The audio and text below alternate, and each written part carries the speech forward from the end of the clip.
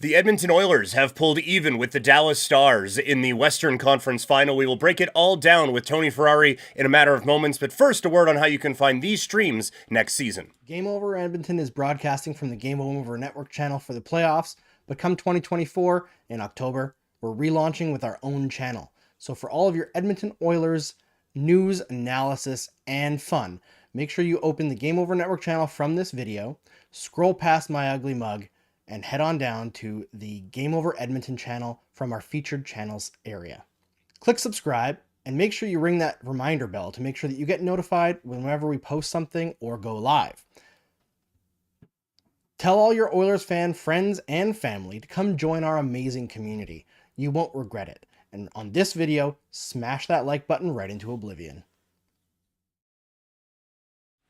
All right, I'm Peter Klein. He's Tony Ferrari. Two very different takes on wearing a hat, but two people I would suggest rather impressed with how the Edmonton Oilers did for most of that hockey game, specifically the back 55 minutes. We will get into all of that, but first of all, Tony, how are you today? I'm good. As long as the Oilers don't want to talk about their first 10 minutes, they played a fantastic game. Yeah, I thought it was done. I thought 2-0, and I get very similar to game 3 and all, but I thought with Dallas dominating, they've got everything rolling. It feels like maybe this is just not Edmonton's time. And I guess credit the Oilers for bouncing back, and that's where we can start.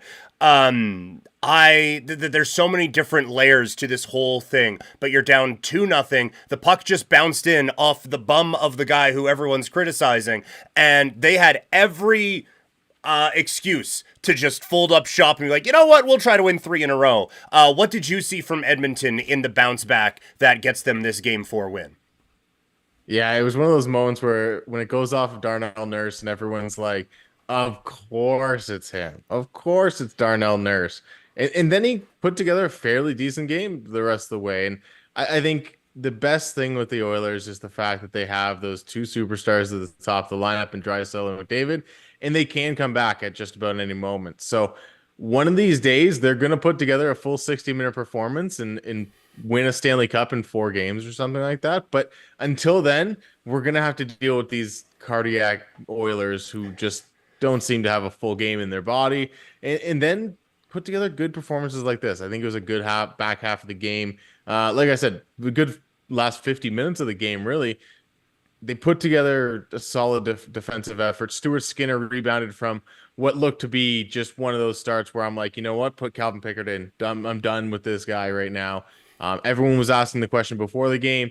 He lets in 2 goals early, and you start to immediately question it. So great game by them when they kind of bounced back. But yeah, it was that shaky start had me a little concerned for the Oilers. And the first shot goes in, and it's a good shot, but it's still come on, man. If you want to stick around, kind of need to make those. And then I don't know what flipped, but something flipped. And honestly, the thing that really gets it going was a line that I admittedly scoffed at when I saw things this morning, and it was Draisaitl with Foegele and Perry. And I came on this very program and a couple of others and was saying they need Draisaitl to get going. That what he is doing is not good enough. And if he's hurt, fine, put him with McDavid and they can do their thing. But then I see the line of him with Foegele and Perry, and I was like, oh, they just think he's cooked, and you just go over there, and we'll try to get everything figured out. And that might have been, well, obviously McDavid is the best player in the world, but for most of this game, that might have been their best line. I don't know how they knew that was going to work, if they knew that was going to work, or even how it did actually work, but it somehow worked, and it really got Edmonton going. Yeah, it's a line where you don't look at anybody and you go, oh, that's the speed guy on that line. Because at the end of the day, you go, well, Leon Draisaitl's got a little bit of speed when he's fully healthy. But yeah, that line, it's just playoff hockey, right? Like you get a line that's going to get down low, get cycling, move the puck along the boards, and get out to the front of the net. All 3 of those guys can do that. All 3 of those guys can contribute in that fact. And it was funny to see them kind of generate offense in today's game because it wasn't pretty, and we're so used to seeing the Edmonton Oilers play pretty offensive hockey.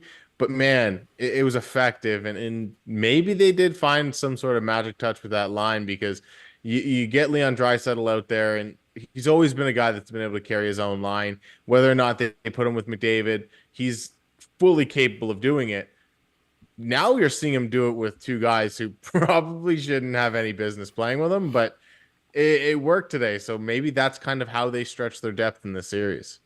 Yeah, two guys who, at different points. I mean, one, like Perry was a scratch for a bit, and Fogel, like you can make a case on any given night, like yeah, maybe. And Draisaitl comes out there and gets it done, and then it spreads things out, right? Like I don't think Kane Holloway and Henrique had an absolute blowaway game, but you notice them at moments as well. And then obviously the McDavid line does what the McDavid line does. But if you can actually get this line producing, and I still question how sustainable it is, but I mean, need two more out of them, right? And then you get to the cup final.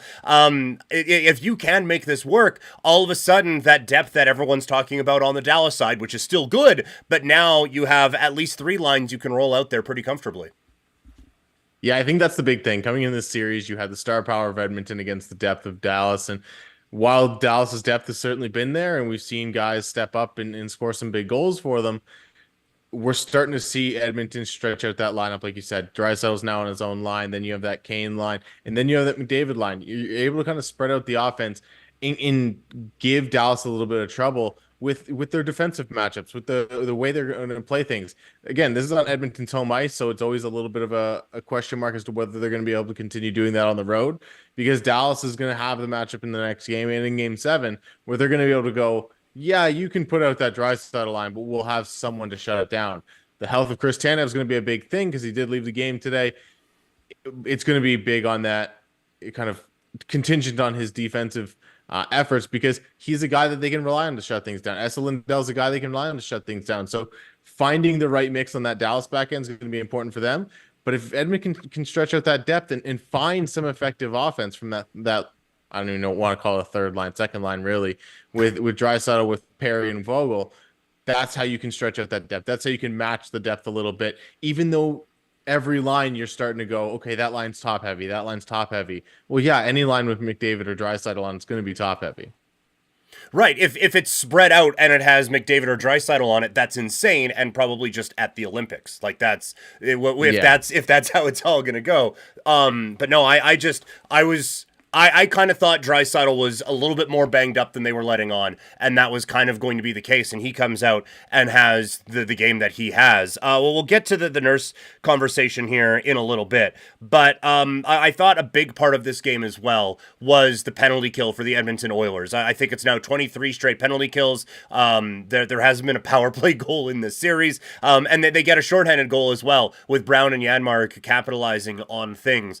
It just, like, it must feel like there's 18 Oilers out there at one time on that penalty kill. They can't get set up. They can't even get the puck into the offensive zone, and now they're giving up goals on it. It really felt like any opportunity that Dallas had to build momentum out of that power play was just drowned away by what Edmonton was doing on the penalty kill. Yeah, it was fun to watch because they're such an active penalty kill. And Connor Brown's such an integral piece on that penalty kill when he's playing at his best ability, because he is just an annoying little guy who just goes out there and kind of works harder than you. And that's the key on the penalty kill. Is a lot of times power plays understand that they have the man advantage, so they don't have to work as hard. The penalty kills that work hard often end up kind of generating some chances for themselves. We saw that work out today, and I think it was Dmitry Filipovich from the PDO cast that tweeted out that the only special teams goal in this series was that shorthanded goal that Edmonton scored tonight, because neither team's been effective on the power play. Edmonton hasn't gotten all that many power plays, and Dallas hasn't really been able to take advantage of the power plays that they've been given. So it's going to be interesting to see if that trend continues, because you got to think one of these power plays with the talent on both of these teams is going to break through. But whose penalty kill is going to be able to hold up? Because both teams have a really, really solid unit right now. And it's teams that, and it's more than one unit per team. I think that's the thing, is they're able to throw out multiple forward groups, multiple defensive groups. And no matter who's out there, they're taking advantage of it and making good plays on the defensive end, getting the puck down the ice and getting that quick change. Yeah, so much of power plays are set up on, okay, we're set up and we can move it around how we want. And it feels like a lot of teams are kind of picking up that if you pressure that, it's not going to work. You look at the Florida-New York series. Florida's penalty kill is all over the Rangers, and New York just sits back in their box and lets Florida pass things around, and Florida's power play has been wildly successful and the Rangers haven't, and it's the same here. Neither power play's been successful because both penalty kills are just like just on you, and that has to be incredibly frustrating for these sides. But like you said, there's so much talent on both power plays. I'm sure at some point it's going to be a breakthrough, and I guess like Edmonton almost did tonight, if not for a strategically placed stick, although that might have still been going wide. It still is hilarious that happened. Yeah, and it's really interesting because they take Darnay out of the lineup, and he's a key penalty killer, and they still find success there. So, like you said, whether it's the Oilers finding ways to make good plays on the penalty kill and getting rewarded maybe for a goal that they should have gotten on the power play, if not for a phantom stick, it's a fun brand of hockey that they're playing right now at both ends of the ice on the penalty kill as well, and it's really nice to see those support players like the Jan Mark and like the Connor Brown step up and do something, because that's been the issue for Edmonton for 5-6 years now. Is McDavid and Draisaitl are absolute world beaters who somehow elevate their games in the playoffs, but they don't have that support staff. And this year, it seems like they've got that. Yeah, it's quite the combination that Edmonton has going right now. Get your guys' questions in the chat. We'll be doing the presser at the end of this, where you can ask us anything about the game. Let us know in the chat. Looks like there's been a good conversation happening in there. This is the Game Over Network. Make sure you like the video and subscribe to the channel, and also subscribe to the folks out in Winnipeg. Game Over Winnipeg is broadcasting from the Game Over Network channel for right now during the playoffs. However, in October, the network relaunches for real, and Game Over Winnipeg gets its own channel. So for all of your Winnipeg Jets content, fun, news, and analysis, head on over to the Game Over Winnipeg channel from the Game Over Network channel. Open it in a new tab right now, scroll past my ugly mug, all the way down, and click on the Winnipeg channel from our featured channel section. Click subscribe, and make sure you hit that reminder bell so that you get notified whenever we post a video or go live. Tell all your Jets fan friends and family to come check out our awesome community. We promise they won't regret it. And make sure on this video you smash that like button right into oblivion. Tony doesn't get to see those, so we just sit awkwardly in silence for 30 seconds while that happens. The big story coming into this was the play of Darnell Nurse. He and Cody Ceci, to use a technical term, have been doo-doo these playoffs.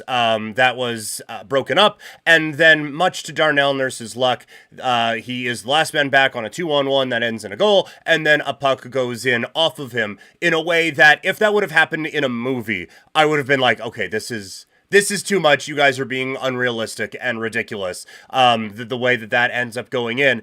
And then it seemed like as the rest of the Oilers turned around, he turned it around as well. After a pissy start to the day, what did you think of Darnell Nurse's game in the back 50 there?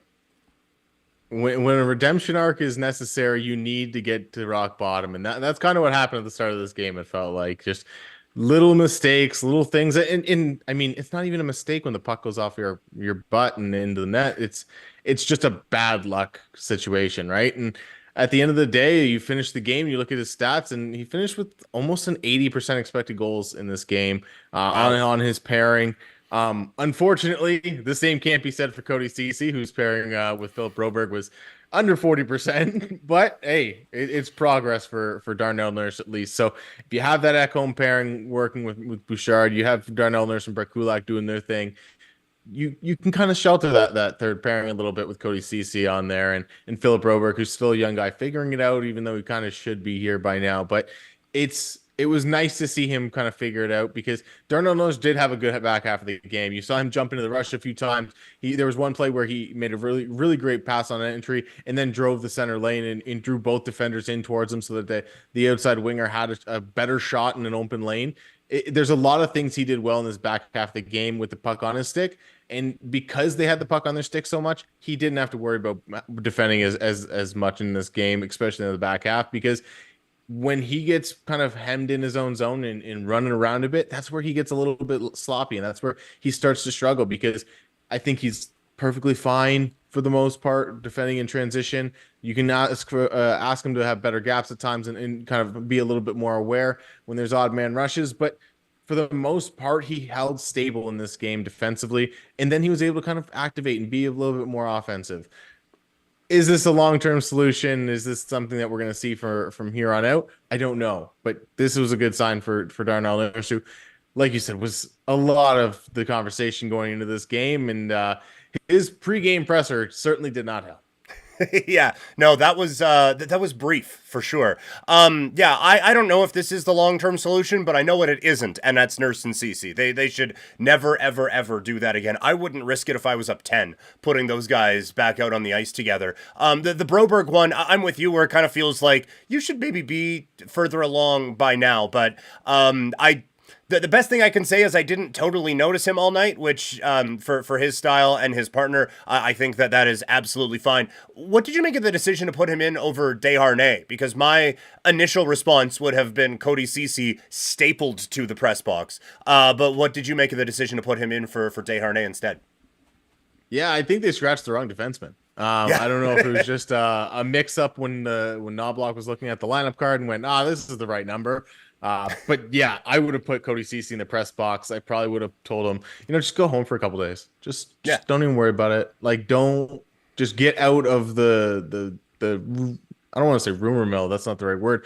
Get out of the grinder that is the Edmonton media right now. That is just running your name through the trash. And at the end of the day, he's kind of avoided a lot of it because Darnell Nurse is the $9.5 million, $9.25 million defenseman, and he's getting a lot of the hate right now. So Cody Ceci's been able to avoid it, even though it kind of seems like he's the problem because any pair that he's on, that's the one that struggles. So whether it's with Nurse, whether it's with Broberg, you put him with Bouchard, you try him with Ekholm, I'm sure that's going to be the rough pair for the night. So I think the reason is, or the solution is, take Cody Ceci out of the lineup.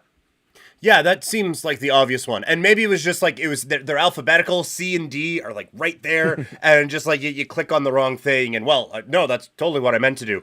Speaking on the Edmonton media, Kevin BX called Edmonton media, quote, raw, dead, and dumb tonight. Not present company, not included. We're Edmonton adjacent for this one today, so we don't count in any of that. But no, I don't understand the draw to CC at all, having him in the lineup, and you see Nurse just looks so much more impactful out there without Cody Ceci beside him, but we'll see if this is the way to go.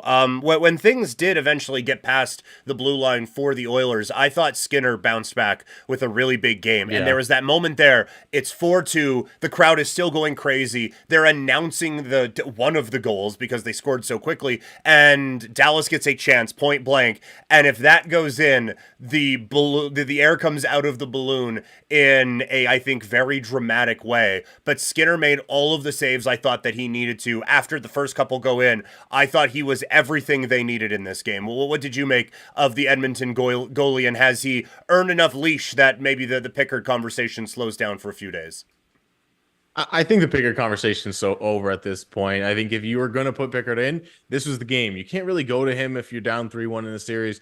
You go, man, like this, a lot of pressure to throw a backup goalie who's never really been here at the end of the day. I think Stuart Skinner's got to be the guy. If the Oilers are going to win the cup, he's going to be the guy. Whether or not he's a high-end elite goalie, he's probably the worst of the 4 starting goalies left in the NHL playoffs right now. But he's your starting goalie, and that's the guy you got to run with. Like you said, he shut things down after those first couple of goals. He made a ton of really nice saves. You mentioned that save at the end. There was also a save when it was still 2-2 where he went laterally and just made the toe save. There's another one where he makes a save on a 3-on-1 just after it goes to 3-2. This guy was doing a lot tonight for the Edmonton Oilers. Is he a fantastic goalie? It doesn't matter because he's your goalie this year, and that's the guy that you're going to have to rely on because he shows up at times, and when he's a very good goalie. You just got to hope he doesn't falter back the way he was in the round 2. Yeah, he's just got to win you 6 more games, right? Like, just get us there, and we'll figure out the rest later.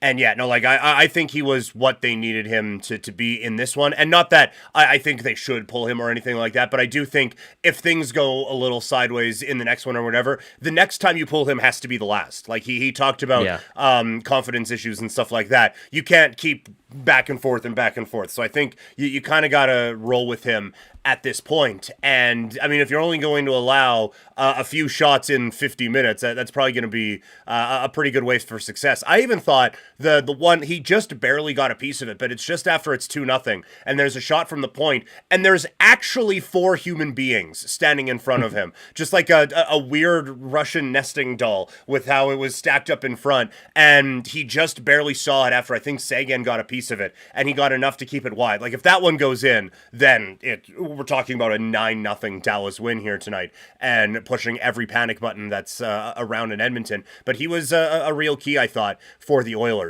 On the opposition, it did seem that things shifted once the puck hit off of Tanev's ankle in a way that seemed detrimental to his health, as he didn't play a whole lot after that, and then nothing in the third period. If this guy is out, then I think that shifts things dramatically in Edmonton's favor. Tanev was someone who they trusted going out there against McDavid. I'm sure if Edmonton wanted to dick around with things and put Draisaitl out there against Tanev, Dallas would be fine with that as well. I saw a lot of him out in Calgary, that this is a very well-respected defenseman, and if he's not getting back in there for a playoff game, they might have had to amputate. That's what it would take to get this guy out there. How much of an edge is it for Edmonton if this is a lengthy stay away for Chris Tanev? I think Dallas' defense group is really strong. I think they've got a good, at least top 5 defensemen. This is going to be a big loss. If Chris Tanev can't go for game 5, it's going to be huge for Dallas, huge for Edmonton at the end of the day, because now they don't have to worry about that. I think Thomas Harley is an absolutely fantastic defenseman. He's the guy that you'd probably have to look to step up and take on some bigger minutes and take on some bigger defensive assignments and really be a guy that they can lean on, because he's developed and he's becoming such an underrated star in this league. But now you're going to need him to step up even more. That loss of Chris Tanev, if he is out long term, is going to be huge, because he is that defensive presence. And although his numbers certainly don't look pretty in this series, he's still a guy that's out there giving everything that he has and doing what he needs to do to kind of help shelter that Dallas defense when McDavid is out there, when Draisaitl's out there. He's stepping up and playing a lot of minutes, playing big minutes, playing important minutes, and not every defenseman can do that. And you're not going to have the prettiest numbers against a team that can throw McDavid at you, and he certainly doesn't. But man, is he ever such an important piece on that back end. Yeah, I don't know if there's a defenseman in the world that has good numbers when their primary focus is Connor McDavid. Like, that's a lot to ask of him. And you look at it, like we talked about Edmonton being able to comfortably roll out 3 lines. Heiskanen can only play a couple of those, and he would obviously be the one that you would trust the most on that Dallas back end. It just, I think it creates so many matchup issues for Dallas when it was already kind of riding that lightning bolt a little bit with what Edmonton's able to do. Yeah, it's so concerning for the Dallas Stars to lose that guy, because they were already kind of leaning on 5 guys on that back end. And now you take one more out and you're down to 4. There aren't many teams that can make a deep cup run without at least 5 defensemen, because you can shelter one guy and give him 8 minutes a night and have everyone else around 14 to 25, especially when you have a guy like Heiskanen who can play a ton of minutes. But when you're already relying on a guy like Esa Lindell to play high in the lineup, when you already have a guy like Thomas Harley, how much more can you put on a guy like Ryan Suter? How much more can you put on these depth guys? Ryan Suter's going to go out there, he'll punch a guy in the face, but he's not going to play the most effective defense at this stage in his career. So you're asking either an old guy to reclaim some glory that he had 10 years ago now, 8 years ago now, or you're asking a young guy like Thomas Harley to step up and be like, hey, you're going to be really good in 3 years, but we need you to be that now. And that's just, it's so hard to do at this stage of the playoffs, especially when not only are you saying, hey, we need you to be as good as you're going to be in your prime, but we need you to play against the best player we've seen in the last 30 years. Yeah, we need you to play. And by the way, our season's on the line, basically. Like, we need you to do this because we want to carve our name into a trophy in a couple of weeks, and we would greatly appreciate it if you could just help guide us along in that journey. Yeah, this is, it's going to require a lot from Dallas, and I've said one thing I've learned from these playoffs, and this isn't a knock on Dallas, because they are always aggressive at deadline time, and they were again this year in acquiring Tanev, but I'm going to remember this year's playoffs playoffs next year around the trade deadline. And whenever you think, oh no, we're good on depth, I promise you you're not. Because pucks hit ankles and bodies go into boards weird and stuff like that. I really do think you kind of need to, and I get salary cap restrictions and all of that, you almost need to overdo it now at the deadline to make sure situations like this don't happen.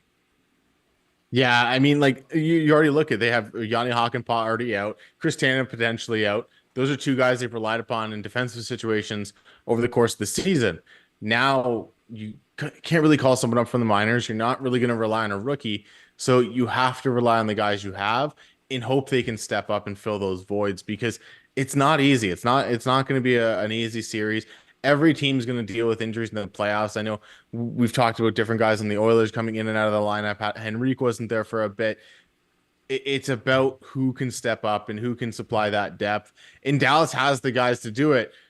It just would be a lot less of an issue if it wasn't a guy like Chris Tanev going down. Yeah. So a lot of adjustments to be made. We will talk about that in a little bit. A couple of notes in the chat getting ready for the presser. We will get to those in a little bit. But first, a word on how you can find Game Over Calgary featuring me with a different background. Game Over Calgary is relaunching in October. For all your Game Over Calgary content, make sure you subscribe to our Calgary-specific YouTube channel. Open the Game Over Network YouTube page in a new tab from this video, scroll past Andrew talking, and click on the Game Over Calgary channel in our featured channel section. Click subscribe and make sure you hit the drop-down menu to get notified when we post videos or go live. Tell all your Flames fan friends and family to check it out and join our awesome community. And make sure you smash the like button on this video right into oblivion. So that's where you can find Game Over Calgary next season. Going into Game 5 now, a relatively important hockey game, I would say. I think Edmonton will probably go with the it ain't broke, so why would we fix it? But are there any adjustments that you would like to see the Oilers make going into this crucial fifth game? I want to see them continue to play the top four defensemen like the top four defensemen. And if you're insistent on having Cody Ceci in the lineup, which I certainly wouldn't be, keep them off the ice as much as possible. I mentioned with Dallas how you can kind of play your top 4 or 5 guys quite a bit and shelter that bottom pairing, especially that number 6 guy. And I think it's safe to say that Cody Ceci is that number 6 guy, because as much as I mentioned that it would be nice to see Broberg step up and assert himself and be the player they thought he would be when they drafted him a few years ago, I still think Cody Ceci is the guy you're worried about on that pairing. So I think if they're going to play him, shelter him, especially on the road in Dallas. It's not going to be easy. Anytime that Cody Ceci's out on the ice, the Dallas Stars are going to go, okay, this is our moment. We're going to take advantage of that. We're going to attack him head on. We're going to dump pucks into his corner. We're going to go one-on-one with him because we know we can beat him. Whether it's Wyatt Johnson, whether it's Logan Stankoven, and whether it's other guys like Tyler Seguin, Matt Duchene, even Jamie Benn. They have the horses to do it. Rupe Hintz is back in doing things. This is a team that has the firepower to attack that one guy if they let him. The Oilers need to do everything they can not to let him. In my opinion, that means taking him out of the lineup. But I'm not the coach, and they'll make their own decisions, I guess, in a couple of days. Yeah, that would certainly be my vote. Also, it was pointed out, I believe, also by Tony. I hope I'm getting this right. Farquharson in the chat. It was especially weird to sit Desharnais on his birthday. That's. I mean, you don't worry about that. It's the playoffs. That's more like a January thing. But, I mean, come on. It's his birthday, and you're sitting him over Cody Ceci. Just another check in the box for Desharnais. I'm with you. Yeah, Ceci wouldn't see the ice again. Like, empty net goal, we're up by 3. Okay, yeah, knock your socks off. Go out there. The whole rest of that minute and a half is all of yours, bud. Just go out there and do it. But I probably wouldn't. Other than that, I don't know how much you're changing. You just try to, I think, get as much water out of that stone that you can with Draisaitl, Fogle, and Perry, but be very open to shifting and figuring some other things out as it goes along. From a Dallas standpoint, I don't think they're going to want to change a whole lot. We'll see what happens with Tanev on that blue line. But what would you suggest, or what do you think we might see from Dallas coming up in Game 5? For Dallas, I think it's just play Chris Tanev more in the third period, because in this game they weren't able to. You're going to need to play that blue line. If they are going to have to end up relying on Thomas Harley, I think they're going to need to insulate him. I know they play the same side, but him and Esa Lindell would look better together than him and a guy like Alex Petrovic or whoever they end up doing putting in the lineup. How close is Yanni Hakanpää? Can you get him back in the lineup? That's going to be important. They need to sort out that defense because those forward group is really good.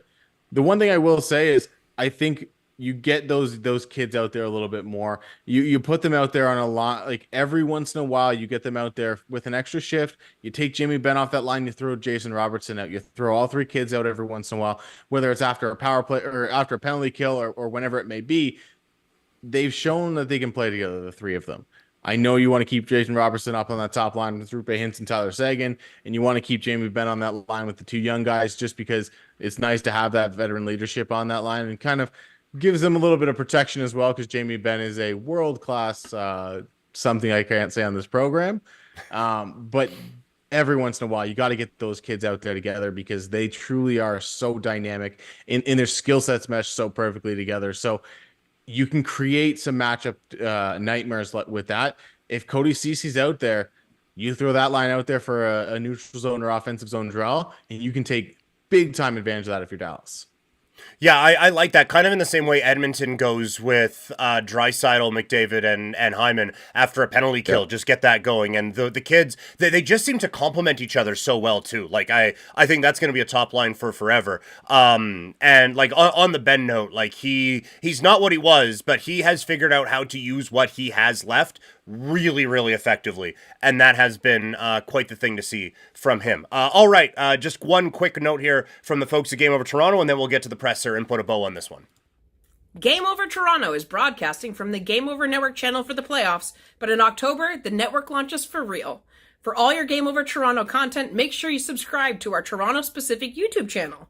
Open the Game Over Network YouTube page in a new tab from this video, scroll past the bald guy talking, and click on Game Over Toronto channel in our featured channels section. Click subscribe and make sure you hit the drop-down menu to get notified when we post videos or go live. Tell all your Maple Leaf fan friends and family to check it out, and make sure you smash that like button. All right, time for the presser. Let's get a couple things from the chat here and wrap this one up in roughly, let's say, 5 minutes and 47 seconds. Someone messaging in Travis again saying, the narrative saying that Nurse is garbage is so unfair. He's been super unlucky. Well, he's been doing a good job of keeping the chances to the outside for the most part. I do think that that might be a bit rose-colored glasses assessment of what's going on with Nurse. I do think of the two people on the Nurse CC pairing, he is second in the power rankings of who's the biggest problem. Like, it's not, I don't look at this and go, oh, I guess Darnell Nurse just sucks. I just look at it as that pairing sucks, right? And I feel like he gets painted with that brush somewhat unfairly in this case. Yeah, I think you see this problem around the league where a guy is still a very good player, but he gets paid 9.5 or 9 or 10. And everyone goes, well, now he's garbage. No, he's not garbage. He probably should just be getting paid 6 or 7. And then you don't worry about him playing on the second pairing and being a guy that can do a lot of things. And Darnell Nurse was throwing the body around tonight as well. Like, there was a lot of good that came out of his game. But everyone looks at that number. Now in the salary cap era, it's such an important number. And when you see it take up such a big chunk of the salary cap, especially for a team that is going to be facing some decisions over the next 12 to 24 months, it's going to be interesting to see what they do with a guy like Darnell Nurse because, like you said, he certainly isn't the problem on that pairing, but he's still maybe a problem long term. Yeah, and $9 million, you'd like him to be part of the solution, right? Like, that's, yeah. And I think that's more of it, because, like, I came on here a little bit ago, and I was like, you know, like, Ryan Nugent-Hopkins, you don't notice him at all, and no one says anything about it, and then you go to Cap Friendly, he's making, like, 5.45. That's why no one says anything, because what's it matter? 5.45, just go out there and bang in a couple power play goals, and everything will be all right. Another one here, Skinner is ride or die at this point. I think we both agree on that, like the Pickard stuff. Unless there is an injury, I think you would go with that, right? Yeah, I don't think you'd take a Skinner at this point. Like I said, if there was a game to do it, it'd be this game, and they didn't. He ended up rebounding after a rough start, so now it's just ride with him. Not to get too far ahead of ourselves, but a couple of people have asked in the chat, if the Oilers do make it to the Stanley Cup final, is there a better matchup between either the Rangers or the Panthers? Who stacks up a little bit easier on the Edmonton side of things? The Rangers are probably the better matchup, just because I don't know if the Edmonton Oilers will be able to put up with the physical brand of hockey that the Florida Panthers play. They also have the skill. The Rangers are a little bit of a power play merchant team, so if the Oilers can stay out of the box, I think they can limit that. But at the end of the day, like I think that though whoever comes out of the East is going to be a really strong team, and if the Edmonton Oilers come out of the West, it's going to be a tough matchup regardless.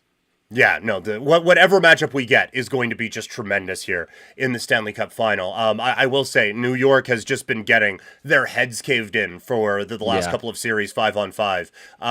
And I feel like, not that you're not playing with fire against Carolina and Florida, but you're playing with extra fire when it's McDavid and Draisaitl and all of those guys. All right, thank everyone. Thank you to everyone who has tuned into this live. If you're watching this on replay, thank you to you as well. Tony, where can people find your work, sir? You can find all my work at thehockeynews.com and follow me on Twitter at the Tony Ferrari. Talk to me with draft stuff, talk to me with the playoffs and hockey in general.